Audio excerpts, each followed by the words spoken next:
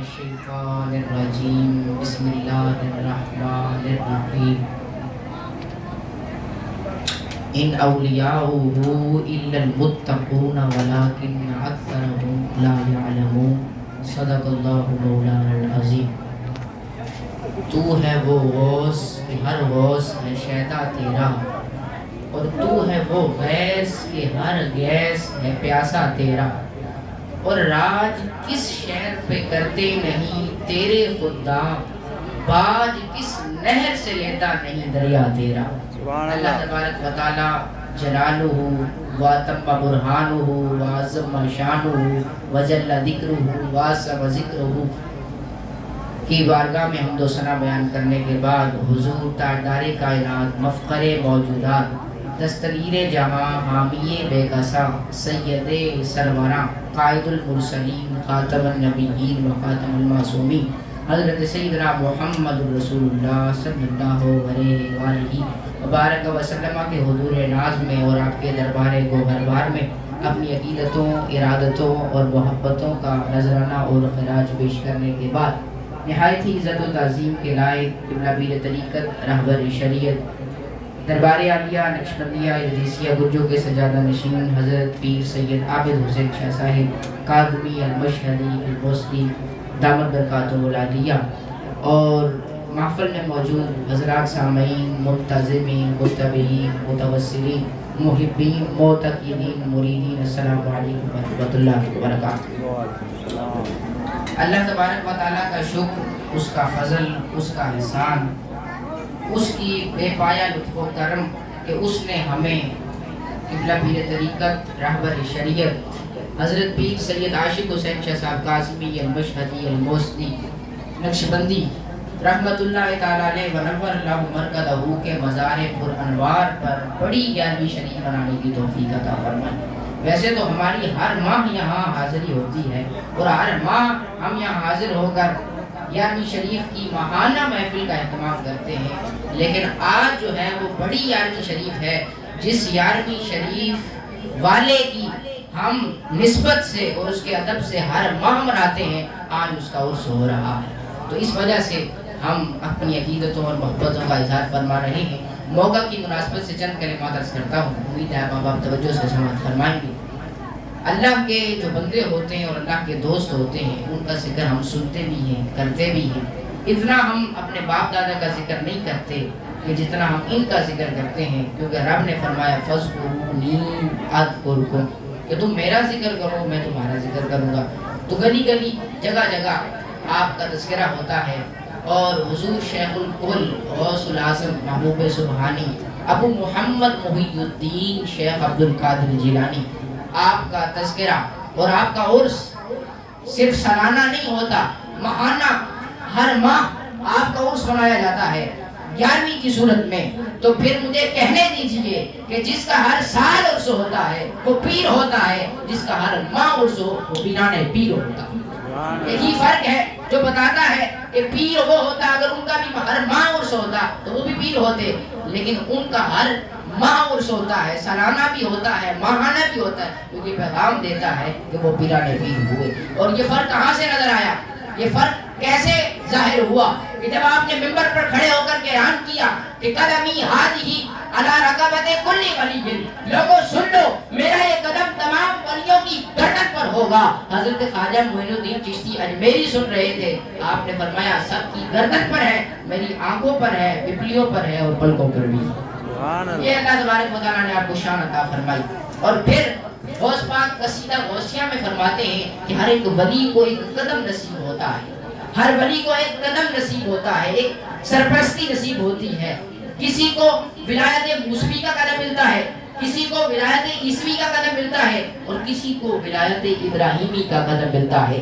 ولایت عیسوی کے مزاج میں عیسیٰ علیہ السلام کے معجزات کا رنگ جھلکتا نظر آتا ہے، ولایت عیسوی کے مزاج میں، ولایت موسوی کے مزاج میں ان کے ید بیضا کا رنگ جھلکتا نظر آتا ہے، ولایت ابراہیمی کے مزاج میں نار نمرود کے گلزار ہونے کا رنگ جھلکتا نظر آتا ہے، اور ولایت محمدی کے مزاج میں معجزات مصطفی کا امین بنا دیا جاتا ہے، اور معجزات مصطفی ادا کیے جاتے ہیں۔ اس وجہ سے حضور شیخ الکل حضرت شیخ عبد القادر جیلانی کو حضور علیہ السلام سے جو مناسبات حاصل ہیں، جو آپ کے ساتھ آپ کا ریلیشن شپ ہے، اگر ان کو گننا چاہے تو حد نہیں، اگر شمار کرنا چاہے تو شمار نہیں، اور آپ کو حضور علیہ السلام کا چونکہ قدم آپ کی گردن پر ہے، اسی لیے ساری خصوصیات حضور پر آئی۔ کیونکہ پچھلی سال بھی میں نے عرض کیا تھا محمود آباد میں کہ اللہ تبارک و تعالیٰ نے پہلے نبوت کا سلسلہ شروع کیا، اور نبوت کے بعد اللہ نے ولایت کا سلسلہ شروع کیا۔ حضور کی ختم نبوت کے بعد ولی آتے رہے، تو کوئی ولی کس جگہ پر آتا رہا، کوئی ولی کس کے نقش قدم پر آتا رہا، اور آپ حضور غوث اعظم حضور صلی اللہ علیہ وسلم کے نقش قدم پر آتے رہے۔ تو پھر آپ کو کئی مناسبات حاصل ہیں، مثلا 2-3 ذکر کر دوں۔ حضور علیہ السلام کو اللہ نے نبوت عطا کی ہے، اور باقی جس کو بھی نبوت عطا کی ہے واسطہ نبوت محمدی عطا کی، جس کو بھی نبوت عطا کی، تو یہی فیض آپ کو اس طرح ملا، جو میری طرف رکھے، یہی فیض آپ کو اس طرح ملا کہ جس طرح نبوت مصطفیٰ کے صدقے بڑھتی ہے، ولایت آپ کے صدقے بڑھتی ہے۔ جس طرح نبوت سارے انبیاء کو مصطفیٰ کے صدقے ملی، مصطفیٰ کی بدولت ملی، مصطفیٰ کے معجزات کے صدقے سے ملی، اس طرح ولایت ہر ایک ولی کو آپ کے صدقے سے ملی۔ یہ حضور کی نسبت کا فیض تھا، حضور کے نسبت کا سرچشمہ تھا کہ جس طرح باقی انبیاء ہوئے تو وہ حضور کے صدقے ہوئے، اور اسی طرح جتنے باقی اولیاء ہوئے وہ غوث اعظم کے صدقے ہوئے۔ اور پھر ایک اور شان حضور کی، حضور علیہ السلام کو اللہ تبارک و تعالیٰ نے بھیجا اور پچھلے باقی انبیاء کے ذمے یہ لگایا کہ وہ حضور کی خوشخبریاں دیتے رہے، حضور کے آنے کی، آمد کی، حضور کے میلاد و ولادت کی باتیں بتاتے رہے۔ یہی خوشخبری کبھی ابراہیم نے دعا کی صورت میں دی، یہی خوشخبری کبھی اللہ نے یعقوب کو وحی کی صورت میں دی، یہی خوشخبری کبھی حضرت عیسیٰ علیہ السلام نے اپنے حواریوں کو دی۔ تو جس طرح پہلے انبیاء حضور کی خوشخبریاں دیتے رہے، اسی طرح پہلے اولیاء غوث پاک کی خوشخبریاں دیتے رہے۔ یہی نسبت، یہی فیض، یہی پرتو غوث پاک کو ملا۔ یہاں تک حضرت امام حسن بصری جو کہ ڈائریکٹ شاگرد مولا علی کے، آپ نے فرمایا یہ میرا مصلی لے لو، اور اپنے مرید کو ایک مصلی دیا اور کہا کہ نسل در نسل اس کا اہتمام کرتے رہنا تاکہ میرا یہ تحفہ شیخ عبد القادر جیلانی تک پہنچ جائے۔ اور پھر ایسا ہوا۔ تو یہ دوسری نسبت کہ حضور کے صدقے، اور اب تیسری نسبت کیا ہے کہ حضور کی یہ شان کہ حضور علیہ السلام امام الانبیاء ہوئے، اور حضور سے پہلے بھی جتنے نبی ہوئے، نبی گزرے، ان کے بھی آپ امام ہوئے۔ تو اسی نسبت کی شان، اس کا فیض، اس کا پرتو غوث اعظم کو یوں ملا کہ آپ سے جو پہلے ولی ہوئے آپ ان کے بھی امام ہیں، جو بعد میں ولی ہوئے آپ ان کے بھی امام ہیں۔ یہ حضور غوث پاک کو حضور علیہ السلام سے مناسبات حاصل ہیں، اور آپ کی شان کا فیض غوث پاک میں جھلکتا تھا، اور غوث پاک حضور علیہ السلام کی شان کے مصداق تھے۔ اسی وجہ سے آپ کو کہا جاتا ہے عجیب الطرفین شریف الطرفین، دو طرف سے آپ کا سلسلہ نسب حضور مولا کائنات سے ملتا ہے۔ والدہ کی طرف سے حسینی ہے اور والد کی طرف سے حسنی ہے، تو یہ جو حسنی حسینی دونوں طرف سے یہ ملتا ہے مولا کائنات تک، اور مولا کائنات کا نسب ملتا ہے مصطفیٰ تک۔ تو یہ آپ کا جو ہے وہ سلسلہ تھا۔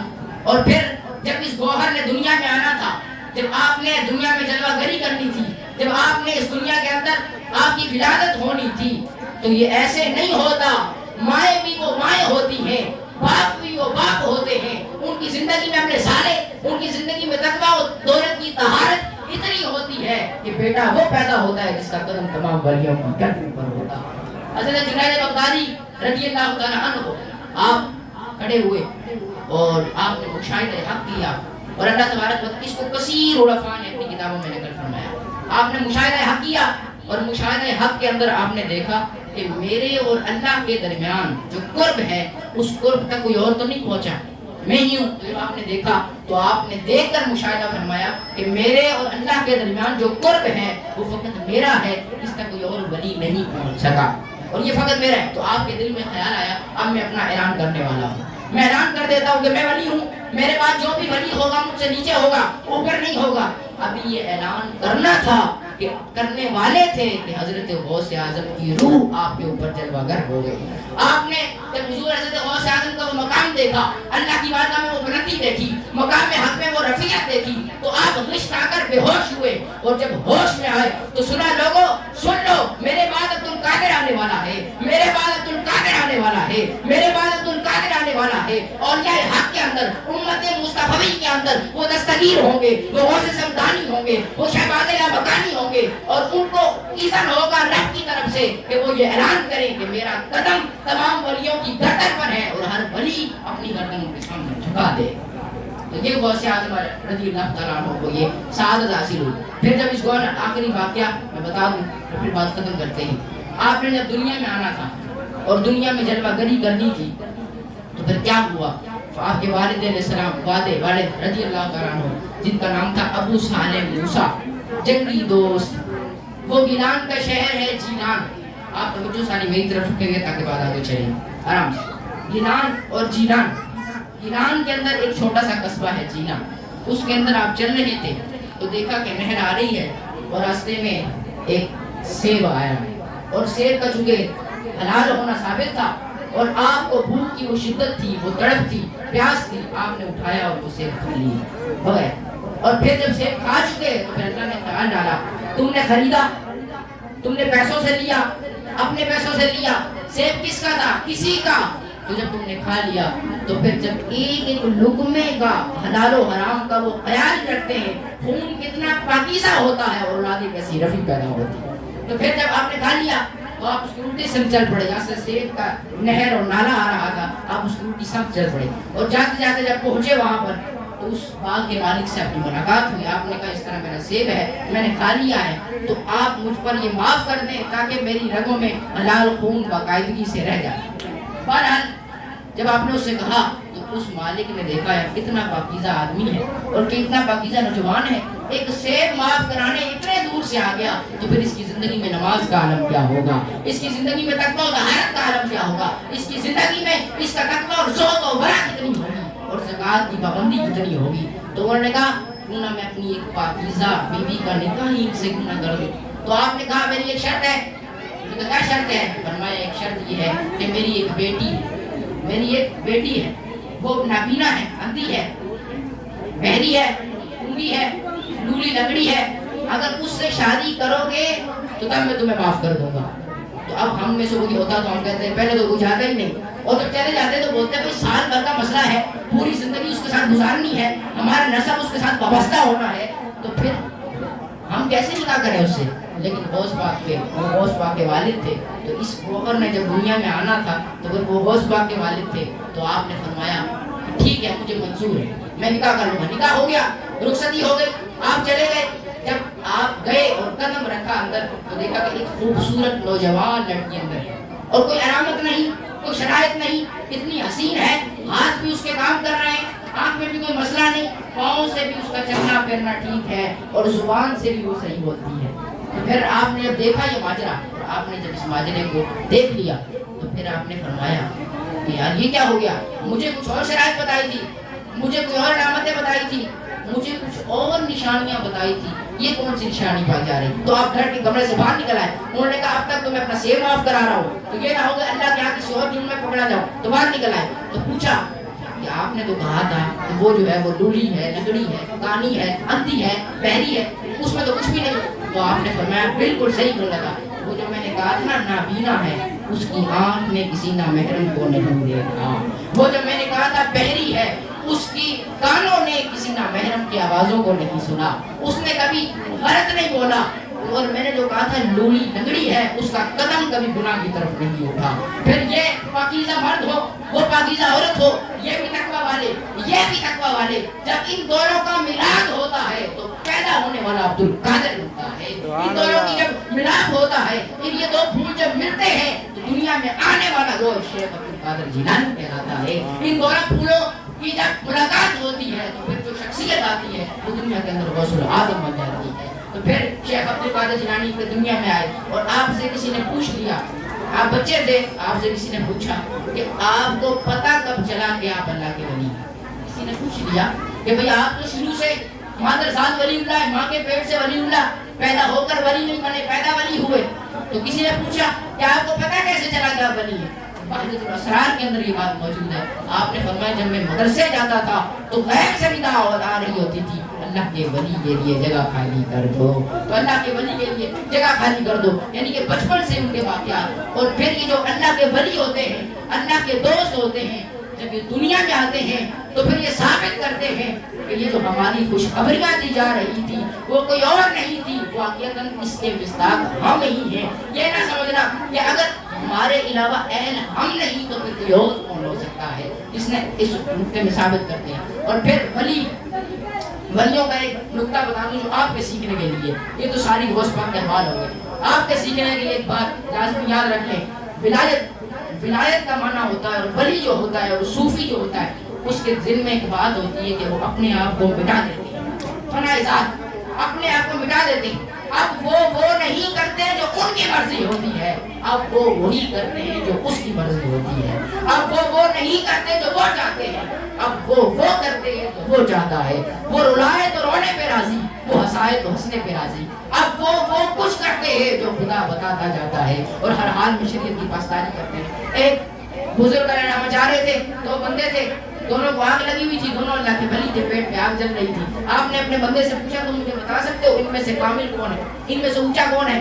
اس نے کہا ایک ہی اونچا ہے, آگ کا کام تھا جلانا, اور پیٹ میں آگ تو لگی ہے پر اس کو جلا نہیں رہی, یہ کامل آدمی ہے. تو آپ نے فرمایا نہیں, کامل وہ نہیں کہ جس کے پیٹ میں آگ لگ رہی ہے اور وہ جل نہیں رہا, کامل وہ ہے جس کے پیٹ میں آگ لگ رہی ہے اور وہ جل رہا ہے. تو مرید نے پوچھا کہ یہ کیسے ہو سکتا ہے بھائی, جب آگ کا کام ہے جلانا, آگ تو جلا دیتی ہے, تو آگ تو جلا رہی ہے بھائی, کرامت تو اس کی ظاہر ہو رہی ہے جس کو آگ جلا نہیں رہی.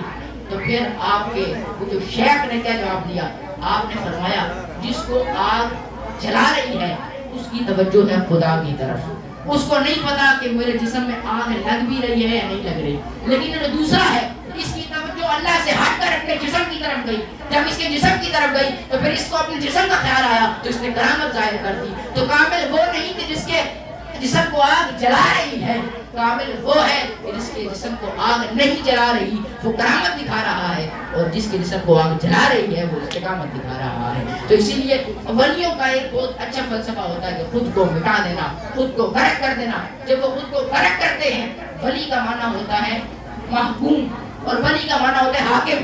ولی کا معنی ہوتا ہے حکومت کرنے والا, اور ایک معنی ہوتا ہے جس پر حکومت کی جا رہی ہو. تو اب سوال پیدا ہوا, حکومت کرنے والا بھی ولی ہے, جس پہ حکومت کی جا رہی ہے وہ بھی ولی کیسے؟ حکومت صرف وہ کرتا ہے اور وہ پوری کائنات پر حکومت کر رہے ہوتے ہیں, ان پر صرف خدا کی حکومت ہوتی ہے, اور خدا کی مخلوق پر پھر ان کی حکومت ہو جاتی ہے. تو یہ ولایت ہے, یہ ولایت کا سر شمع ہے. میں نے آیت تلاوت کی تھی, مفہوم رکھ دوں, ان اولیاء الا المتقون, ولی جو ہوتے ہیں بس متقی ہوتے ہیں. لیکن یاد رکھ لینا ولکن اکثرهم لا یعلمون, بہت سارے لوگ ایسے ہیں جو جانتے ہی نہیں کہ ولی متقی ہوتے ہیں. تو یہ آج دیکھتے جاؤ, نظارہ کرتے جاؤ, سوشل میڈیا میں بھی دیکھتے جاؤ, اور قرآن کی اس آیت کو سامنے رکھ لو. قرآن تو کہتا ہے وہ متقی ہیں, وہ پرہیزگار ہیں, وہ تقویٰ والے ہیں, وہ اپنے سارے والے ہیں, وہ رب کی عبادت و بندگی والے ہیں. لیکن قرآن کہتا ہے سن لو, جاننے والے بڑے کم ہیں, اکثر لوگ ہیں جو جانتے ہی نہیں کہ یہ متقی ہیں. تو اسی لیے ہمیں اپنا تعلق اللہ کے ولیوں کے ساتھ وابستہ ہوگا. ان پر کرامت بھی ان کی سمجھیں گے, سوچیں گے تو وابستہ ہوں گے, پھر ان کی استقامت اپنائیں گے. جب ان کی استقامت اپنائیں گے تو ہمارا بیڑا پار ہو جائے گا. اور پھر جو میں نے حوالے دیے کتابوں کے, اگر کل کوئی یہ کہے کہ کتابوں میں غلط بھرا ہوا ہے, اپنی طرف سے لوگوں نے کرامتیں ڈال دی, تو بھئی ایک کتاب ہے قرآن, کیا ایک کتاب ہے قرآن جو پوری محفوظ ہے, جس میں ذرا برابر بھی چینج نہیں کی جا سکتی. اس کے علاوہ جتنی کتابیں ہیں ہر ایک چینج ہو سکتی ہے. تو اگر 10 باتیں غلط آ گئی تم نہ مانو, تم جو صحیح ہے وہ مان لو. یہ بتاتا ہے رب نے فرمایا تھا من آزالی ولین فقط آزمتہ بالحرب, جو میرے کسی ولی سے دشمنی لگتا ہے پھر میں اس سے اعلان جنگ کرتا ہوں. یہ بخاری حدیث ہے. اور آج دیکھ لو جس نے ولی سے دشمنی کی اس کا حال کیا ہو رہا ہے. اللہ تبارک و تعالی ہمیں اچھوں کی صحبت و سنگت عطا فرمائے. وما علیہ